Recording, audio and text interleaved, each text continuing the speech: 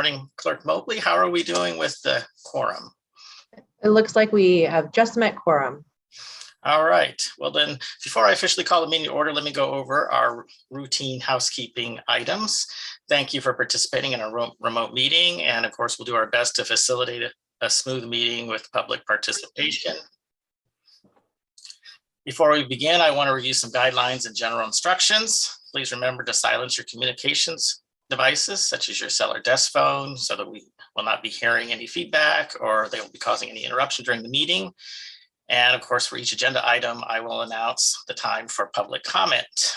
For those on Zoom, if you'd like to make a public comment on the Zoom screen, please click on the raise hand button. If you're using Zoom on your smartphone, tap your screen, look for the more option, then the raise hand button. And for those calling by phone, you will dial *9 if you wish to make a comment so that we can see that you wish to do so. So I'll go ahead and officially call this meeting to order and ask the clerk to conduct a roll call. Thank you. Good morning, everyone. District 3, City of Beaumont, City of Banning, Calimesa, Here. Canyon Lake, Here. Cathedral City, Here.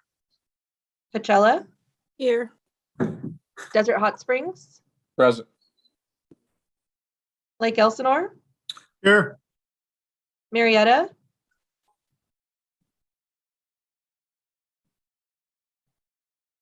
Here. Palm Desert. Oh, thank you. Palm Sorry. Desert, Here. Palm Springs, Present. San Jacinto, Riverside, Here. Wildemar. Here. Thank you. We do have a quorum. All right, thank you very much. Okay, next on our agenda is Pledge of Allegiance. If I could call on Commissioner Condor, if you'd please lead us in the pledge. Thank you very much, Chair. And you may stand, place your left hand over your heart, or if you're a retired military, you may salute the flag you served under. Ready? Begin. Pledge allegiance. Pledge allegiance to the flag of the of United America, States, to the republic for which it stands, one nation, under God, indivisible, with liberty and justice for all. All right, thank you very much, Commissioner. You. All right, the next item on our agenda is public comments. If you wish to make a public comment, you're on items not listed on the agenda, this is your time to do so. Just a reminder under the Brown Act that we shouldn't take action or discuss matters raised during public comment that are not listed on the agenda, and each individual speaker will be limited to 3 minutes. Are there any public comments on items not on the agenda? We did not receive any written comments, and at this time, I'm not seeing any hands raised. All right, then we'll go ahead and close this section and move on. Are there any additions or revisions to this agenda? No, sir.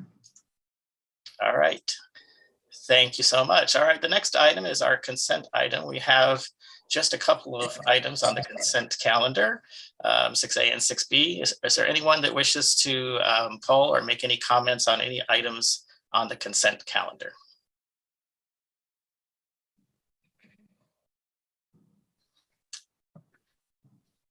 All right, I don't see any. Clerk, do you see any hands? I do not. All right, then we'll go ahead and return it back to council for back to the commission for further consideration or for a motion. And if you do make a motion, please identify yourself. Calimesa moves. Wilmer, second. Oh, thank you, Ben. I heard Calimesa and Wildemar. Is that what you heard, clerk? It is. Thank you. Thank you so much. Roll call vote, please. Calimesa, Here. Yes. Canyon Lake, Aye. Cathedral City, Yes. Coachella, Yes. Desert Hot Springs, Aye. Lake Elsinore, Aye. Marietta, Yes. Palm Desert, Yes. Palm Springs, Aye. Riverside, Aye. Wildemar. Aye. Thank you. That item passes. All right, thank you very much. Our next item, item 7, is award of budget database software and implementation services to Questica Limited. Can we get a staff report from Michelle Cisneros, please? Yes, good morning, Chair and committee members. For many years, staff has been using Microsoft tools to produce the Commission's budget and budget book that requires manual processes and intensive staff resources.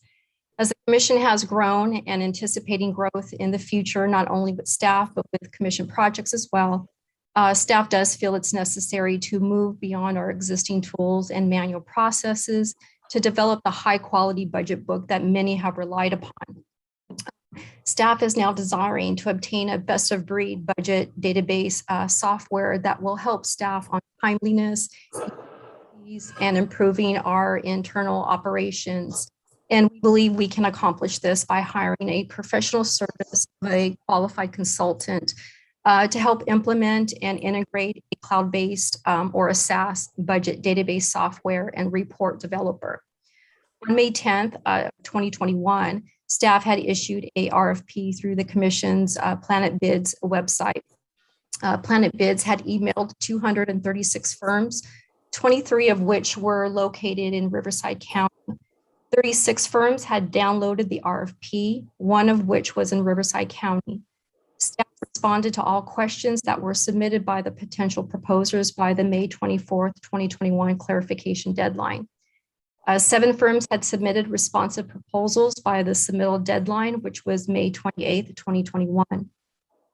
All 7 firms were evaluated and scored by the evaluation committee that consisted of Commission staff. Based on the evaluation committee's assessment of the written proposals in terms of the RFP, the evaluation committee had shortlisted and invited 3 firms to an interview. These interviews were conducted on October 11th, 2021 with Questica, GNC Consulting, and Deloitte Consulting. At the completion of the evaluation and our interview process, the evaluation committee had recommended the agreement be awarded to Questica to implement, integrate, and develop reporting of the budget database software package, as it had earned the highest total evaluation score. Questica does specialize in budget solutions for public sector and nonprofit organizations across the United States and Canada. They have partnered with actually some of our local jurisdictions, such as the cities of Riverside, Corona, and Temecula, as well as CVAD. Questica has proposed a price of $1,166,358 for the budget database software package implementation and integration, and the cloud-based services for a 5-year term. Subsequently, staff negotiated a more robust report schedule to help produce the Commission's budget book, along with some additional staff training. Negotiations had yielded an increase of $167,000 to the original proposed price. Therefore, staff is recommending the award of agreement number 21-19-069 for a 5-year term to Questica for $1,333,358, plus a contingency of $133,336, be for a total not to exceed of $1,466,694 for the implementation, integration, and report development of the budget database software package, including annual cloud-based services or SaaS to replace the Commission's current budget tools.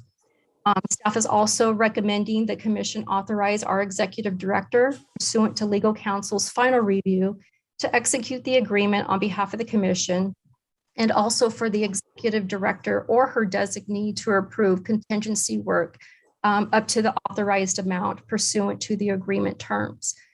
Staff has included sufficient budget authority in fiscal year 22 budget and does not seek any additional authority at this time. That does conclude my presentation, and I thank you for your time. Well, thank you very much for that presentation.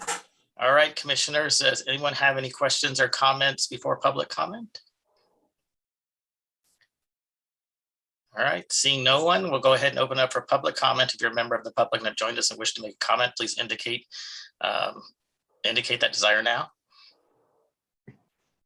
We did not receive any written comments on this item. And I am not seeing any hands raised at this time. All right, we'll go ahead and return it to the commission for any other questions, comments, or if we're ready for a motion. So moved, Canyon Lake. Canyon Lake moves. Do we have a second? Willamar will second. If I can make a quick comment, Yes, please. I just really would like to say thank you for staff for looking into this. I think that this will give us a level of transparency we haven't had before. And not that we haven't been very transparent with all of our budget books, but the ability for people to see this online and for it to be accessible, I think is very important. So thank you. And I'm really happy to see this moving forward. All right, we have a motion to approve in a second. If there's no other comments, I'll ask for a roll call vote. Calamesa.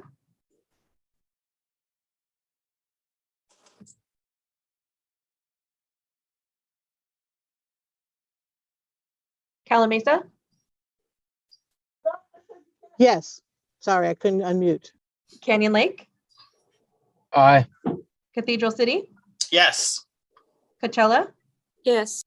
Desert Hot Springs, Aye. Lake Elsinore, Aye. Marietta, Yes. Palm Desert, Yes. Palm Springs, Aye. Riverside, Aye. Wildemar. Aye. Thank you. Item 7 passes. Thank you very much. All right, the next item on our agenda is item 8, our state and federal legislative update, and we'll call on David Newton. Good morning, Chair and committee members. I'm pleased to be with you today, and I'll provide you with a quick update on our state and federal legislative activities. Work continues in the legislature on pending legislation. As I mentioned in my previous report to you, staff continues to work with Assemblymember Ting's staff on AB 2594, the bill dealing with toll operations, fees, and penalties. As I outlined in our previous discussion on our strategy, staff did meet with Assembly Transportation Committee staff detailing our strong concerns with the bill.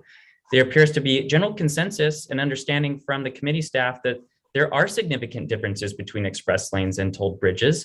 The bill has been set for a hearing in the Assembly Transportation Committee in early April, and we are anticipating the introduction of bill amendments in the near future. We'll provide comments on the bill once we see the amendments, and we hope that they reflect the hard work and education that we've put in on the bill. In the staff report, I outlined for informational purposes AB 2438, authored by Assembly Transportation Committee Chair, Assemblymember Laura Friedman from Glendale. The bill would require all transportation projects funded at the local or state level to align with the California Transportation Plan and the Climate Action Plan for Transportation Infrastructure, otherwise known as CAPDI, adopted by the California State Transportation Agency. Just over a week ago, the bill was amended with significant changes that further requires numerous funding program guidelines to align with CAPDI. The bill also expresses a legislative intent for other transportation funds apportioned to cities and counties to be expended consistent with CAPDI, the California Transportation Plan, and AB 32 GHG reduction objectives. The bill further requires CalSTA, Caltrans, CTC, CARB, and the Strategic Growth Council to jointly prepare and submit a report to the legislature on or before January 1st, 2025, that comprehensively reevaluates transportation program funding levels, projects, and eligibility criteria, intending to align the largest funding programs with the goals set forth in CAPDI and away from projects that increase vehicle capacity. Based on the amendments to the bill, and in order to get the Commission's position on the record as the Assembly Transportation Committee prepared for its hearing on the bill set for today, RCTC Executive Director signed a letter opposing the bill last week. This position was taken in alignment with the Commission's adopted 2022 state and federal legislative platform, specifically in the areas of regional control, where project selection and planning authority for state federal funds should be as local as possible, and policy should be sensitive to the region's unique needs and avoid a one-size-fits-all assumption. The Commission further opposes efforts to place new environmental criteria without commensurate funding for alternatives or mitigation. And as I said, the opposed position is also consistent with the Commission's public comments on the development of CAPDI itself, reinforcing that for growing regions like Riverside County, which is home to some of the fastest growing communities in the state, all transportation modes should be considered, in addition to the necessary funding resources from the state for a robust multimodal interconnected transportation system. This bill complements a recent study I brought to the commission just last month, the AB 285 report called California Transportation Assessment Report. The authors of the report, representing the University of California Institute of Transportation Studies, makes the following observations. There is a gap between the vision for a more climate-friendly and equitable transportation system and actions and infrastructure spending decisions. Projects and in the pipeline are rarely reevaluated to assess their alignment with current state priorities.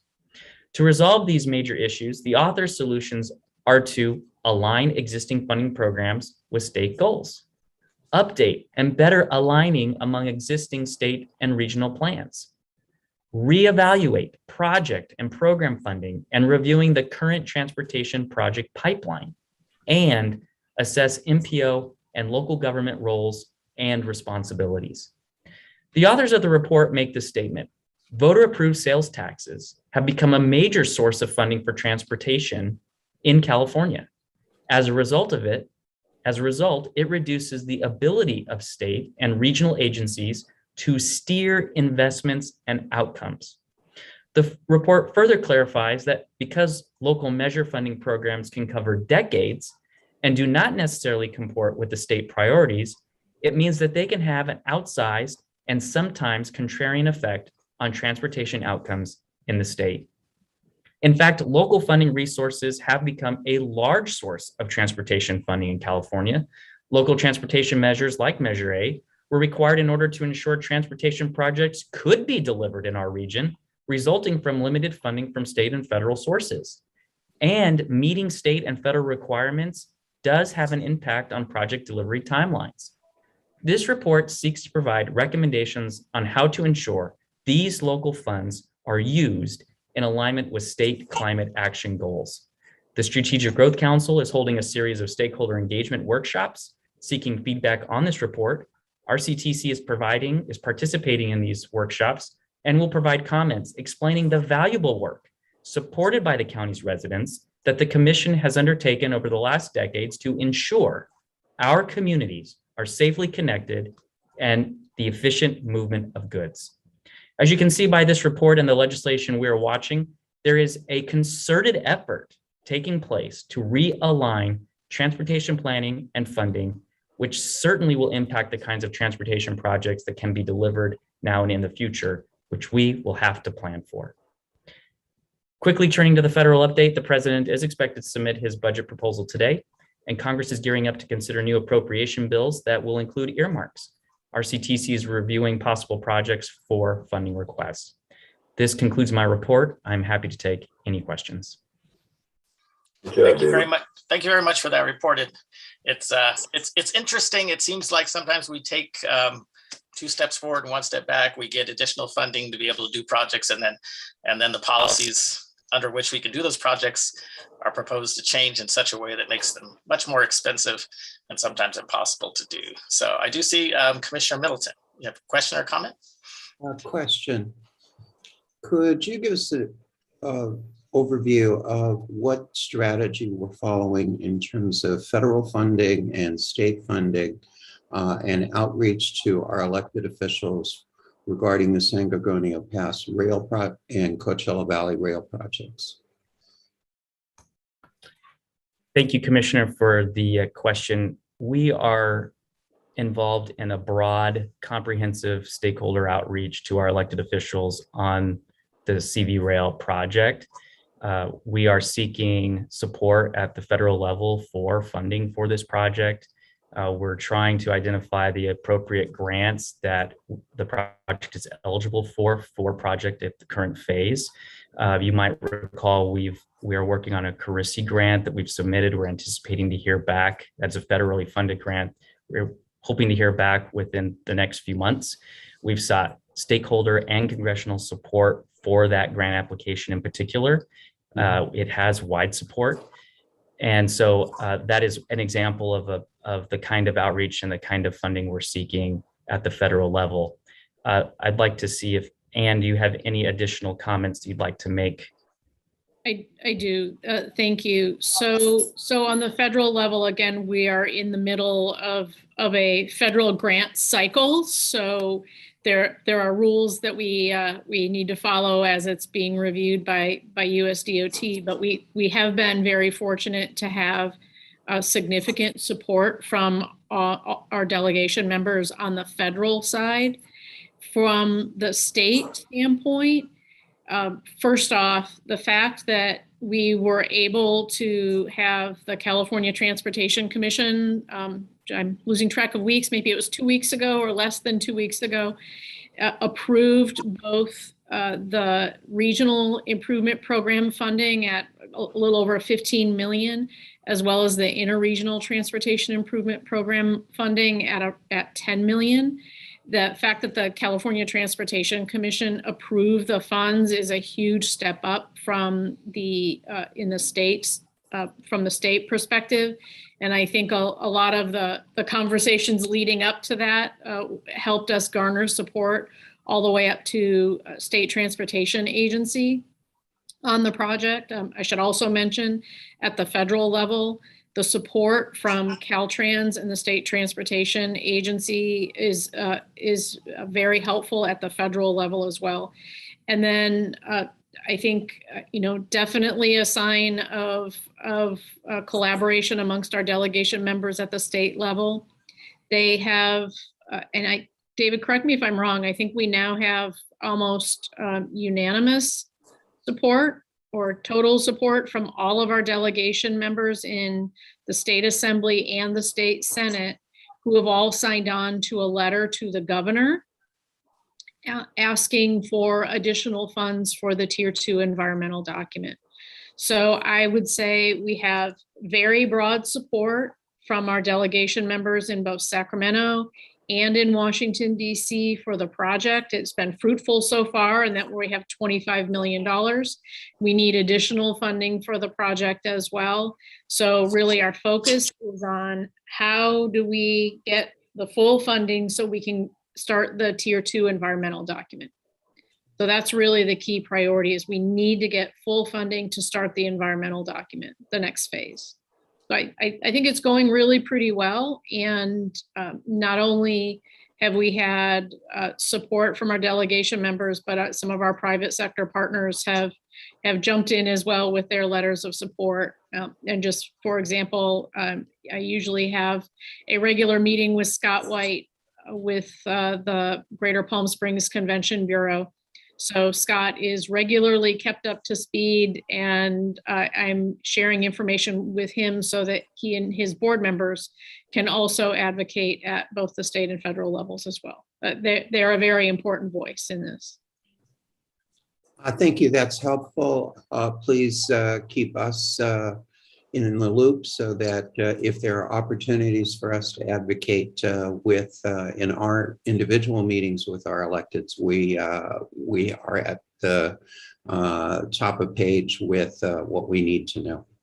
Certainly. And I would also offer that if any of you are having either virtual or in-person meetings with either the state or federal delegation members, let us know and we can give you up to the minute, the latest information on where we are so that you have a few talking points when you're in your meetings with the delegation members as well. Thank you. All right, thank you very much for that question and the information. Are there any other questions or comments before public comment? All right, seeing none, then I'll go ahead and open this up for public comment. If you join us as a member of the public and you wish to make a comment on this item, this is your time to do so. If you please indicate it. We did not receive any written comments on this item, and at this time, I'm not seeing any hands raised. All right, we'll go ahead and return it for the commission for any additional questions or comments. And if there are none, this is a receive and file item, so there is no vote. Thank you very much, Commission. We'll go ahead and move on then to the next item, item number 9, which is the agreement for Riverside County zero emission bus rollout and implementation plans. And we'll call on Eric DeHate for a presentation. Thank you, Commissioner. Good morning, Chair and other committee members. My name is Eric DeHate, and I'm going to be giving the presentation on the the agreement for the Riverside County zero emission bus rollout and implementation plans. I'll provide some background information, some key activities related to the scope of work, some of the procurement process, and also some staff recommendations. Next slide, please. So here's a little bit of background for you. In November of 2020, the commission staff was approached by our smaller transit agencies in the county to assist them in developing zero emission bus rollout plans as required by CARB, or the California Air Resources Board, per its innovative clean transit regulation.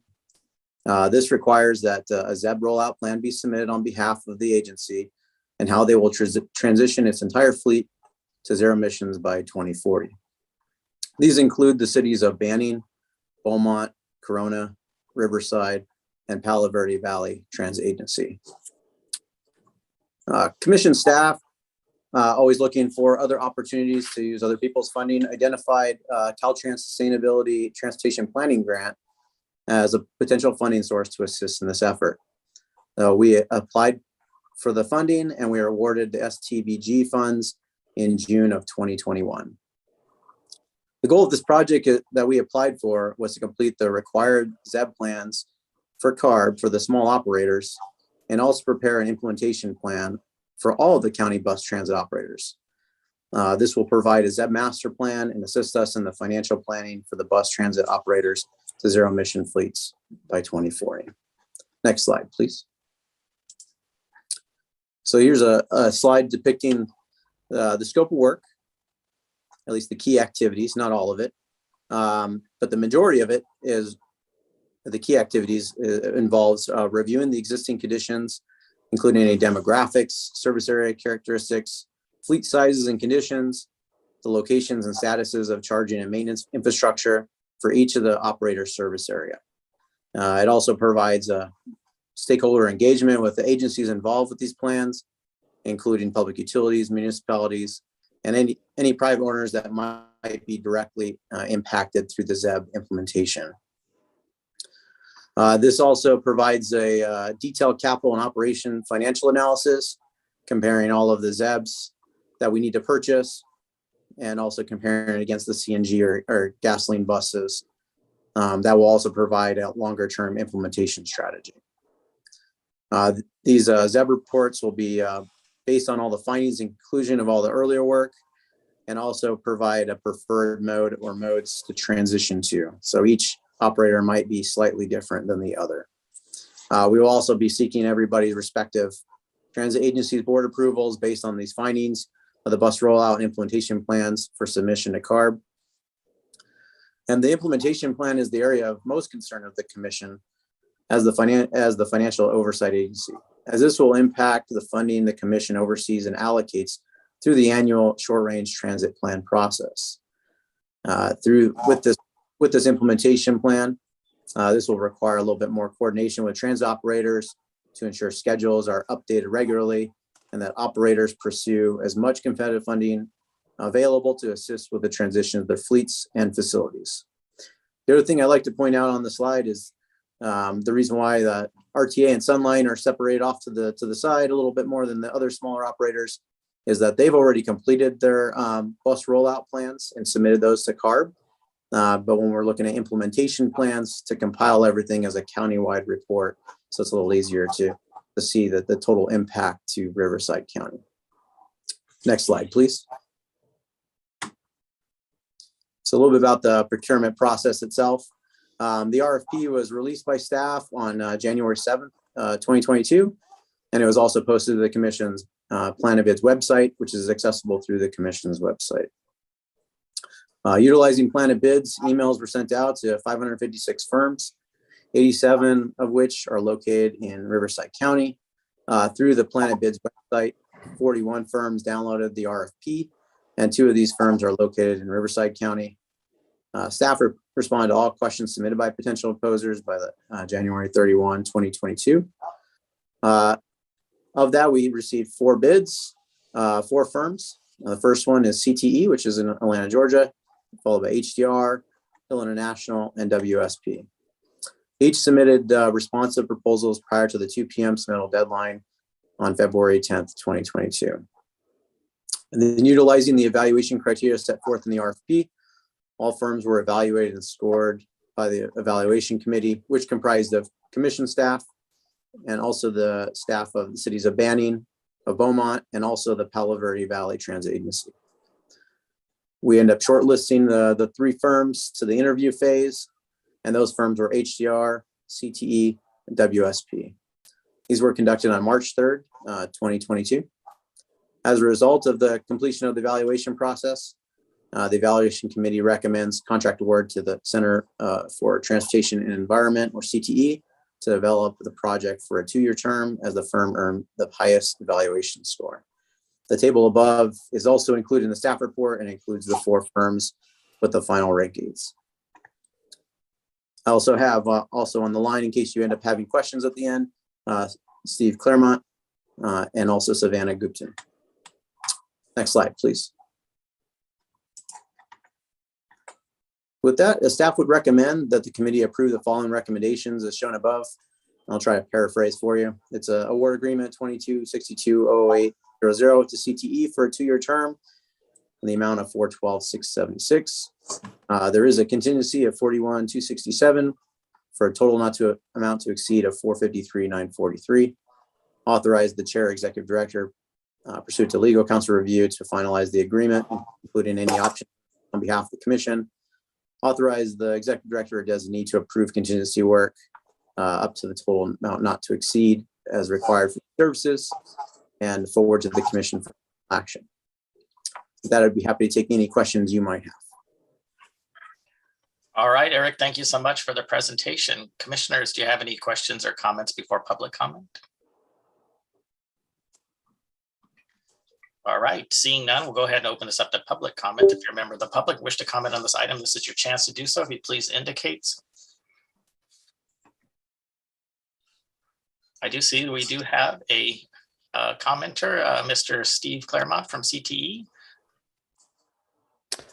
Yes, good morning to the commission. I just wanted to say, introduce myself. My name is Steve Claremont, Director of Planning and Deployment for CTE. I'm joined today by my colleague, Savannah Gupton, and just want to say we appreciate your consideration for awarding us this grant for the Riverside County Transportation Commission. Thank you.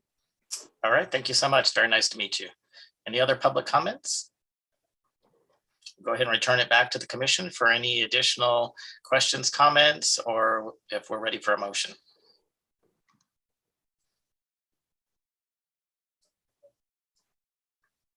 Riverside motion. I have a motion from Riverside to approve. Palm Springs second. Palm Springs second. Any other discussion? Then I'll ask for a roll call vote, please. Calamasa, Yes. Canyon Lake, Cathedral City, Yes. Coachella, Yes. Desert Hot Springs, Aye. Lake Elsinore, Aye. Marietta, Yes. Palm Desert, Yes. Palm Springs, Aye. Riverside, Aye. Wildemar. Aye. Thank you. Item 9 passes. All right, thank you very much. Okay, moving on with our agenda, there were no items pulled from consent, so we'll move to the executive director report and mayor. Okay, great. Thank you. Good morning again, commissioners. I think the only comments I would like to share are just supplementary to David Knutsen's presentation earlier related to the AB 285 report. We are obviously monitoring this very, very carefully, but I recommend to all of you not only to take a look at this from a regional RCTC perspective related to Measure A, related to our tolling facilities, related to your authorities for decision-making for your constituents. But I would also take a look at it from your city perspective and or the county perspective, based on many of your jurisdictions have adopted general sales tax measures in your own jurisdiction, and you invest your local funds on transportation improvements. You've all adopted TUMP fees, another local transportation revenue that is, and the expenditures are determined by the Nexus studies. Again, local decisions, local control. All of these fund types are in this conversation that's happening at the state level about controlling and making legislative requirements related to how funding is spent on transportation and on what kind of transportation investments will be allowed to be made. So I really just want to emphasize the significance of this report and the pending implementation of this report via legislation. It's possible your jurisdictions may also want to monitor and make public comments as well. And just to let you know, we are coordinating amongst Self-Help County Coalition, the other 25 members of the Self-Help County Coalition. CalCog is doing an outstanding job engaging on this issue. So that's another avenue for coordination. And I would imagine at some point, League of California Cities and CSAC might have these conversations as well.